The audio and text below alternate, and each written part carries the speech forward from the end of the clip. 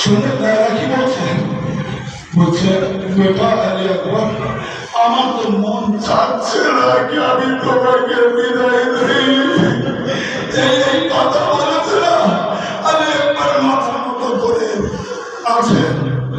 একবার কিছুক্ষণ পরে উঠে বলছে, আম্মা আম্মা, আপনি কি এটা চান রোজে মাস্টারে আমার দাদি তোমাকে যদি বলে, এ না না একবারকে তুই মাথা সেরে